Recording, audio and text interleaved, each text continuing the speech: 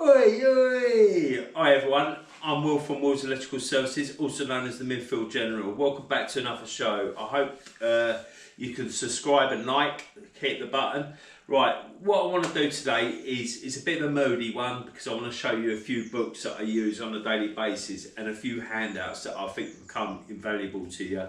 Obviously I'm not a trainer or anything like that, I'm just a electrician, but some of this stuff I think is invaluable, and especially this one at the end. This is the Electrician's Good Guide to Electrical Practice, £7, and I'll show you why I think that's worth it. Yeah, right.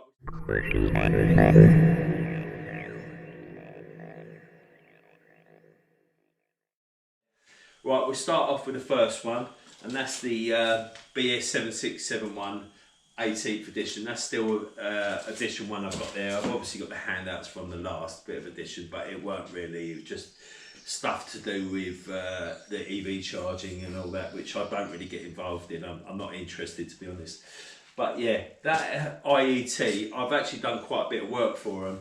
Not directly, not for, well, a company I used to sub to, who have unfortunately gone under now, but the company, they've rebranded themselves, but they're still working for them, I think, because my mate done all the new signage out of the Michael Faraday house. They actually refitted their new office, which they've relocated to Aldgate by Tower Bridge, sorry, and I hung the tellies there. I didn't do much there because I was on a social housing testing contract at the time, and I weren't going to London for that, no chance. I was on a ride turner as well. But yeah, as I say, I have actually done quite a lot of work in the IET, especially Michael Faraday house and the other storage place where I've done a bit of testing. But yeah, in the IET I've done all in the like IET TV, I've done all the dado and all that, all the new lighting for all the studios and all that. Really interesting building, really interesting people. The IET does so much more than the actual regulations. I thought when I'd be there it'd just be that, but it's probably about 5% of what they do. They cover all engineering and everything. It's really interesting, really nice people as well. But yeah, we're back onto the books. I've got Guidance Note 3 here, Inspection and Testing.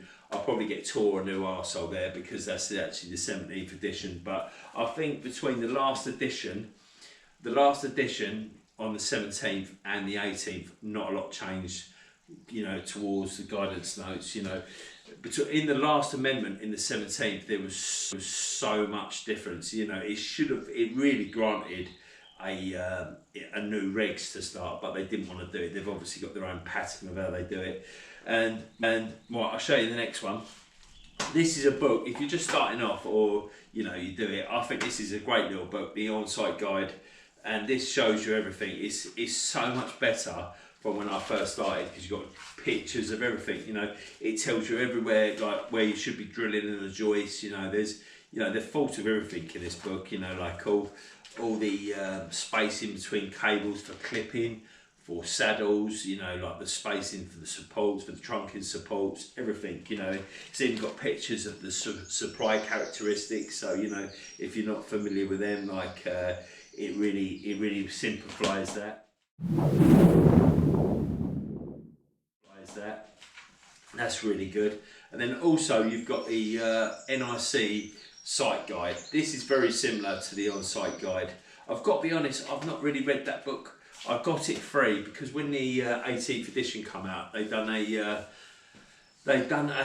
seminar around the country in a cinema. And I went up to Cambridge, watched it, and you got a deal. I think you got the free books for the same, you know, you basically got that site guide for nothing if you bought the on-site guide and the rigs book, which unfortunately for me, my assessment fell about a week or two after that, so I had to have the rigs book anyway, so yeah.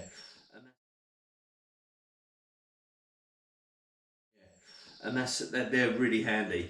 And then we move on to the next one. This one is a really good book. And this is by Napier, you know, and this is the NIC, slow down Willage, fucking hell, they go mental. The Electrical Installation Condition Report, or EICR Code Breakers. This book is brilliant. It has got some controversial things in there, but I don't want to go on about that too much because obviously, you know, like I put a picture up of my Instagram of the thing, and the guy on it, it was to do with cables buried 50mm or less within a wiring zone, and it's I think they've got in there C2, and personally myself, and I've asked and I've shown all my colleagues, you know, people who've even done design courses, you know, showed them it, and they all agree it should be a C3. But funny enough, I see them.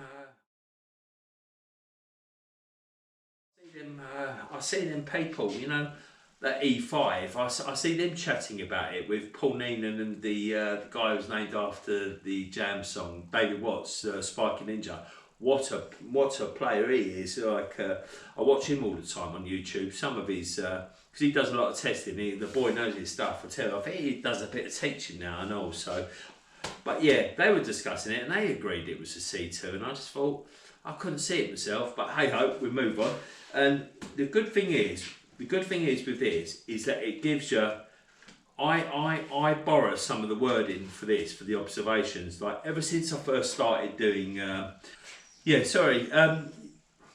Ever since I started doing the observations and all that from my electrical condition reports, I've always liked to keep them uniform. So what I do is I've got a spreadsheet on my computer, and what I basically do is every single condition report I do, if you know, because there's only a certain amount. Obviously, there is some bespoke, like observations that you find, but generally they're all the same. So I usually use the same pool. So like with this book is good as well because it gives you the regulation of it as well. And as I've gone through the years and got the observations, I've collected the reg number as well. So obviously, if anyone reads it, they can go to the regulations and check out what I'm on about. So as well as photos as well. That's a good thing for your condition reports. Right, now we go to the free handouts. There's some really good ones here. Most of these, you need these for your NIC assessments. So I'm sure Stroma and APIT, I'm sure all of them you'll probably need at ECA. What's the other one? Alexa, but I think they're NIC anyway. I don't get all that. But yeah, this one is electrical safety first. I'll put something on the screen about them or a link underneath because these are brilliant. I have these all on my phone, like you can have them as an app. This is for safe isolation. Yeah. This is the main one that I use all the time. If I do electrical condition report, I always send this over. So this is brilliant, and also this is the electrical condition report classification codes for domestic and similar electrical installations. Guidance note for best practice guidance note 4. In it gives you some great examples, and it also explains to the customer what the classification codes mean from a C1 for a C2 to a C3, like for an FI. It's really good, and it backs you up, and it has got some good images on there, and they're very cleverly done it. So there are the very common faults that you see in there, like bad connections at downlights, not fire rated and all that. They've even got the images of them, and obviously loose connections for the main equipotential bonds or the main earth conductor. You don't call it equipotential anymore, do you? It's not EBADs anymore, is it? It's ADS. But yeah. So this one is the GS38. This is for electrical testing equipment for low voltage electrical systems. This is really good. This is from the HSE. This explains what your finger guards, the measurements, the tips, everything, and also why you shouldn't be using a multimeter. The issue is with a multimeter is that you can adjust the voltage, so you can check millivolts. They specifically say that you either need a voltage indicator, a multifunctional where you can't adjust the voltage. They're shit scared you're getting it wrong and hurting yourself. Yeah, but that's well worth a look at. Even it's free, so why not? And then obviously you've got the Part P for the building regulations. Don't need to show you that. There's nothing really in there. And then Electricity at Work Act. It's interesting to have that about responsibilities and all that, but that's really good. And now we go back to the money shot. This is the Electrician's Guide to Electrical Practice. This is £7. This book is amazing. It basically combines a lot what's in all them books just into this one. You've got everything from definitions. It's even got pictures of the supply characteristics. So if you're not familiar with a TNCS, TNS, TT system, it's got the IP ratings. It's also got the cable supports. It's also got the maximum earth loop impedance for all the different types of breakers and overloads and all that, which is really good. It's got also the maximum loads for all the different cables, which is invaluable, that, and you know, and that's for every different type of cable and every different methods. It also explains all the cable methods in there. I just think for £7 it's a must have, and that is an absolute knicker dropper. I tell you, it's brilliant. I have a couple of these. I have one in my glove compartment, and I have one in my test kit all the time. I use it daily. It's brilliant. Anyway, I think that is it for another show, and I hope you enjoy it. I hope you subscribe and like, and I'll see you later, alligator, up the old blues. Oh yeah!